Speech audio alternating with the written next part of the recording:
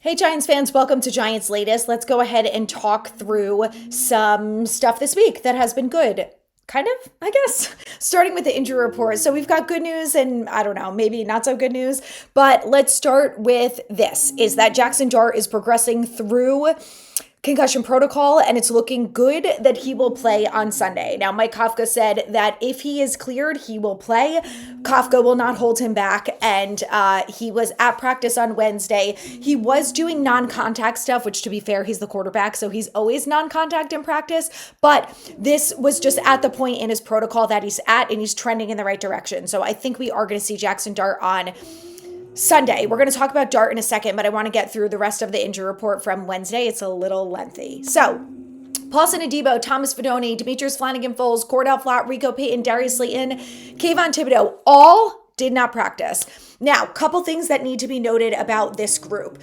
Demetrius Flanagan-Foles and Rico Payton both had illnesses. Could be the stomach bug, could be the flu, we don't know. But typically, if they're dealing with an illness, they will play on Sunday. They're not, it's not like a bodily injury like an ankle or something like that that could jeopardize whether or not they play on Sunday. So I think those guys will be good to go. Someone else who I think will be good to go is Cordell Flott, because he had a personal situation thing going on. So that's why he didn't practice. Not worried about him. Should be back on Thursday. So we'll go through that injury report tomorrow and then talk through players to watch against the Lions. Next up, the other guys that I want to highlight are Darius Slayton, Kayvon Thibodeau, and Paulson Adebo, because those three guys obviously missed last week. Paulson Adebo was all set to play, felt some tightness in his knee on Sunday, and 3 days later is not practicing. So that's a little concerning to me. I don't want to watch us get completely torched in the run game and the pass game on Sunday, which is likely to happen if Paulson Adebo is not on the field. So I just would like a little bit of help there, So I hope that he's back, but we'll see. If he goes to limited on Thursday, then we're trending in the right direction. Same thing for Slayton and Thibodeau. Now, the good news about someone like Thibodeau is that we are going to see more Abdul Carter, so it's not the worst thing in the world, but obviously Thibodeau, is kind of playing for a contract. The Giants picked up the 5th-year option, but the better he plays, the better it is for everyone. And then lastly, Darius Slayton. The biggest question that I have with this is, if Darius Slayton cannot go, obviously we know we're going to see Isaiah Hodgins, we're going to see Wan'Dale Robinson, and then, how much of Jalen Hyatt are we going to see? Does that mean that we're going to see more of Bo Collins, who's, I believe, also on the roster? I don't think he's dealing with an injury. Are they going to elevate, Amir Smith-Marset? We're going to see more of Gunner, who's more of a slot guy. It's going to be very interesting to see. I know we're going to see a lot of Hodgins. He'll probably be the leading receiver again.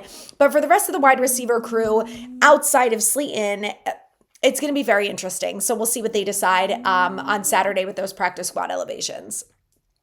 Next up, let's talk about the players who were limited. Deonte Banks, Jackson Dart, Chauncey Golston, Tyler Nubin, and Nacho. Now, Deonte Banks is dealing with a hip. He was limited, probably will be fine for Sunday. I know some of you are going to be like, I don't care. I would rather not see Tay Banks on the field on Sunday, to be honest.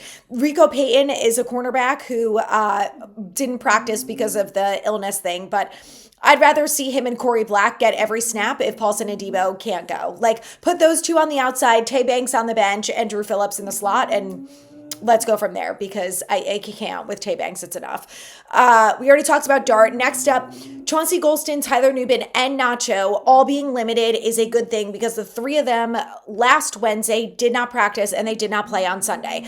Now, like I said, we got a tough run game ahead of us on Sunday. We've got Jahmyr Gibbs and David Montgomery.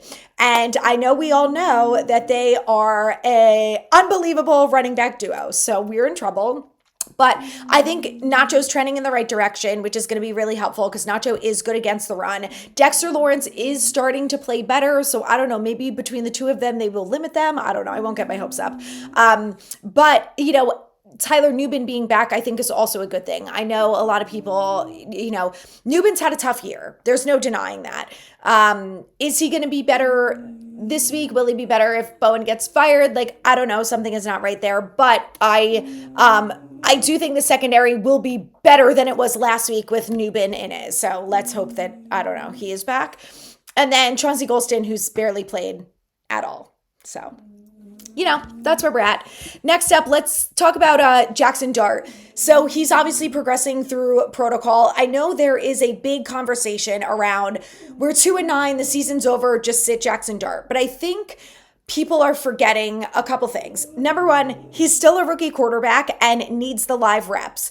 Number two, the live reps cannot be replicated. They're not replicated in OTAs, not in training camp, not in preseason. It is not until you get out there in the regular season when you are playing with all your starters against starters on the opposing team that you are really getting those reps that are going to help you improve every week.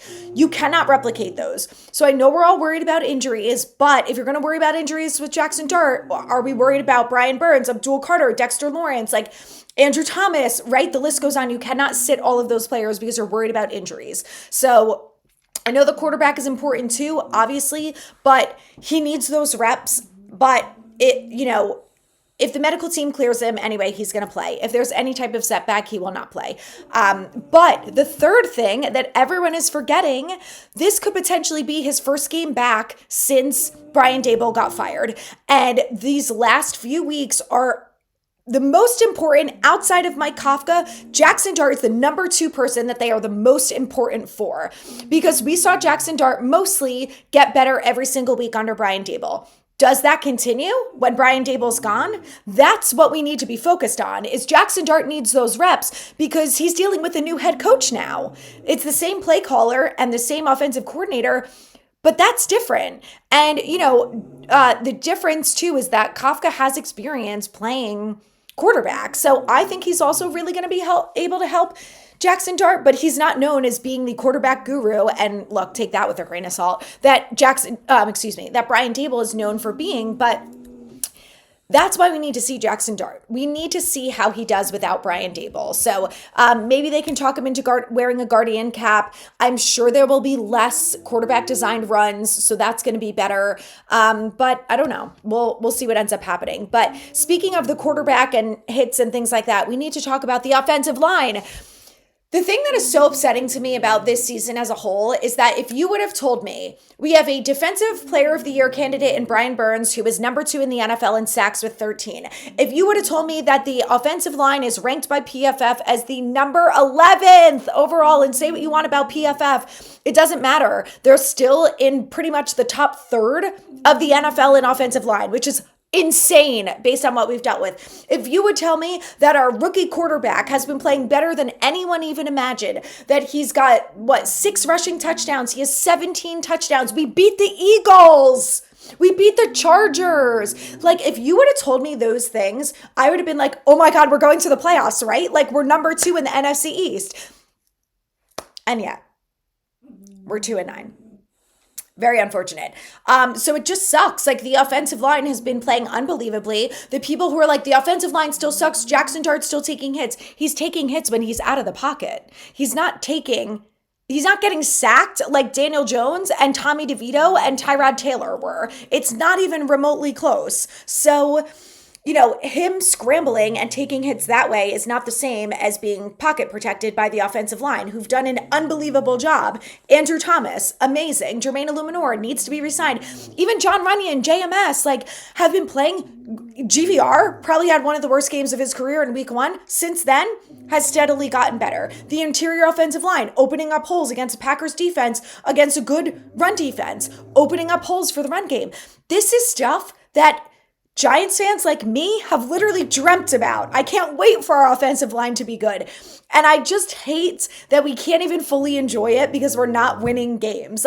This was one of the biggest things, right? The offensive line gets fixed and the quarterback plays better, we're going to win football games. And lo and behold, those two things are happening and we're losing games because of the defense, which is not something that I don't think anyone planned on seeing this year.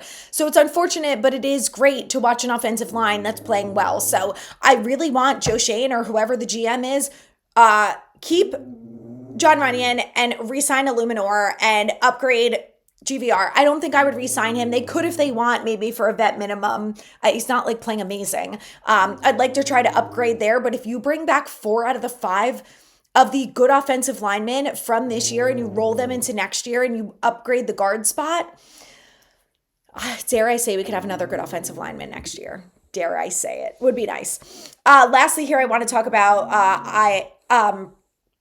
updates to the roster. First up is Eric Gray, who I think some people forgot even existed. And I don't blame you because he's been on IR since preseason. He's been dealing with an injury for a long time, maybe even earlier. So he was designated to come back from IR. They opened up the 21-day window, which means that he's good to go. He was actually a full participant on Wednesday's injury report.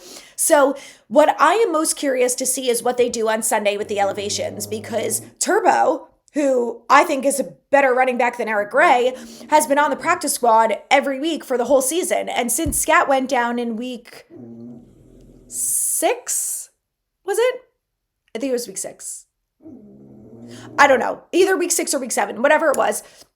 Since Scat has gone down, they've still only played with 2 running backs. They have not elevated a single running back to make it 3 every single week. So does Eric Gray change that, or does it not matter? Will be interesting to see what they do. They're probably going to have to elevate a wide receiver. So depends on how many roster spots they have and whatnot. Now, they did move Evan Neal to IR and they moved Graham Gano to IR. So that could potentially help them.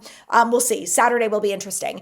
And then lastly, Tomon Fox is back on the practice squad, which is not a surprise to me because as soon as he got waived on Monday, I was like, he'll be back on the practice squad. And that's the other thing, that if Thibodeau doesn't play, they might elevate him again. So again, Saturday will be interesting when we get those final elevations. But tomorrow we'll be back and we'll be talking about more injury updates and players to watch as the Giants take on the Lions on Sunday. So make sure you subscribe to check it out.